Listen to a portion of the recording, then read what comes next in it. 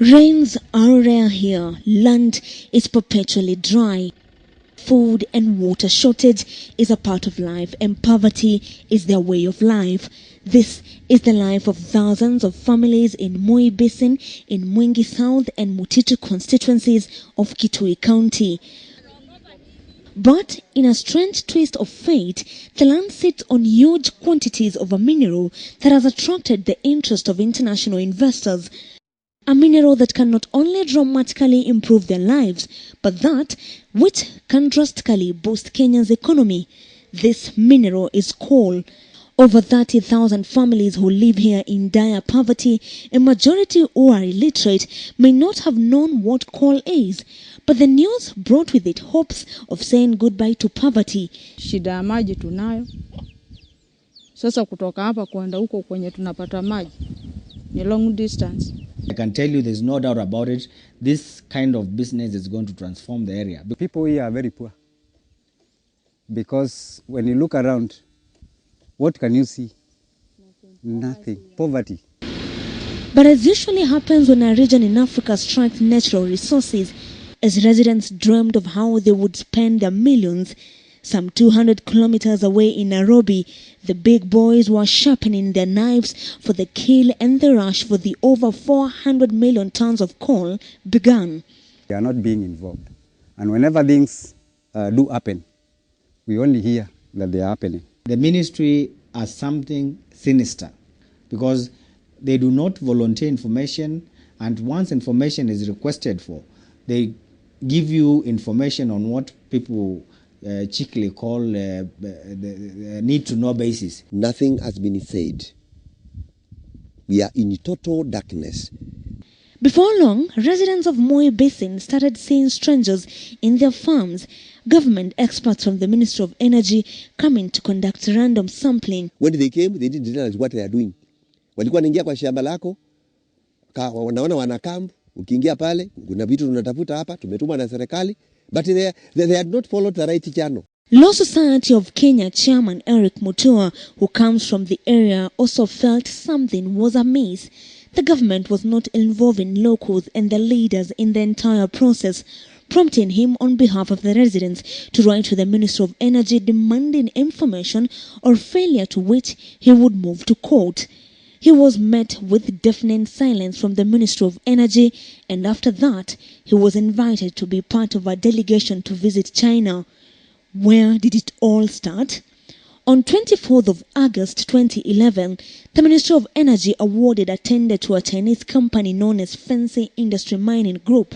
The tender number MOE/RFP/52/2010-2011 was signed by a Mrs. Kaburu, who is the ministry's chief procurement officer, on behalf of the permanent secretary Patrick Nyoike.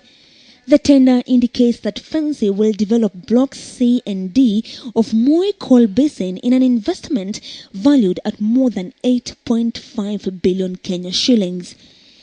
Local leaders led by Mwingi South Member of Parliament David Musila and Kema Kilonzo, MP for Mutitu, held a meeting with the ministry and agreed no more progress will be done without the involvement of the locals and the leaders. A committee to represent the people was formed. Immediately thereafter, a coup was done, and the government sidestepped this leadership of this committee and handpicked its own people. This begs the question, why would the Ministry of Energy impose decisions on the people of Moi Basin over their natural resources? Who gave the government authority to do so, and what were the ministry officials up to?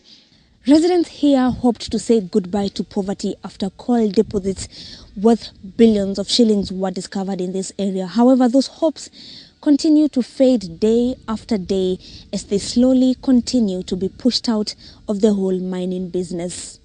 The ministry then sponsored a trip to China. This first trip only had Mwingi South David Musila MP as the leader representing the rest. With him was LSK Chair Eric Mutua. A second trip was also organized. Mutitu Member of Parliament Kema Kilonzo, Kitui Central MP Charity Ngilu, and representatives from Moi Basin went to China. Inquiries by KTN have established inconsistencies that raise several intrigues on Fancy Industry Mining Group and the process leading to the award of tender. So when we went to China, our mission was clear-cut. Number one, we wanted to know who are these people who are coming to mine coal in our area. Two, do they have the experience? I have to be truthful that as far as I'm concerned, I was not taken to any offices indicated as Fancy. However, they took us to an office called Jingo Group. I know there have been issues that the mines we saw are not owned by the company that won the concession. That is to be debated. So, did the delegation to China visit the Fancy mining industry? We were shown estates, beautiful estates, extremely beautiful estates. A modern city. Wujin is a modern city, more advanced than Nairobi. So they tell us when you allow us to do coal mining in Mui Basin, we will make Mui Basin like Wujin. And it was very curious. This is not what has brought us here. We did not go to China to do due diligence of the company because the government had done the due diligence. And if there are any problems with the company or the due diligence, that is the Ministry of Energy to answer. And so, where were they taken? We said, now take us in a mining which is owned by Fancy, where we will go to see the actual mining. When they took us there, they told us that you asked for it, here you are. This is our mining. You go in and see. And I can tell you, we were extremely impressed. So we decided to thank Fancy for that good work. So when we were thanking this Fancy, the fellows almost fought us. Because they told us they are not Fancy, we are the ones who are Fancy.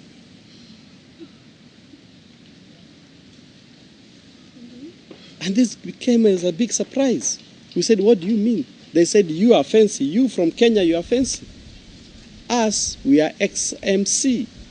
And we are a government parastatal established in 1908. And they took us to mining sites where Jingu is doing mining.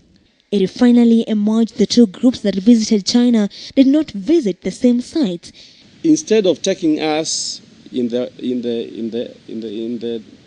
address where they have given as for Fancy, they took us to Jingu's office. That Jingu office was 3 rooms. I don't know where they were taken, but I have learned later that where they were taken is not where we were taken. I mean, with that kind of confusion, I expect people to raise issues. So we asked them, you gave us an address where you said this is your headquarters of Fancy. Why have you brought us to a different place? They told us you are not supposed to ask those questions. We are under strict instructions from the Kenya government not to answer any questions. If you have any questions, you go and ask the ministry. The letter of awarding the tender to Fancy does not mention Jingu Group anywhere. So, who is Jingu Group? When we left here, we didn't know of a company called Jingu. We knew we were dealing with Fancy. And so the confusion, Fancy, Jingu and leaders raised questions on whether even the government had conducted due diligence on the company they awarded the tender. So we asked, did you do due diligence? They said, no, we didn't do due diligence because the PS asked us not to do due diligence on this company. Several attempts to reach the Energy Permanent Secretary Patrick Nyoike were not fruitful. And even before the Jingu and Fancy dust settled, there came in confusion. A Kenyan company called Great Lakes that did not feature anywhere during the tender award process came into the picture. Locals want to have equity. Now, that Chinese, when it was translated to him, Mr. Lee got very upset with us. He asked us what was our problem because he had already given us 30%.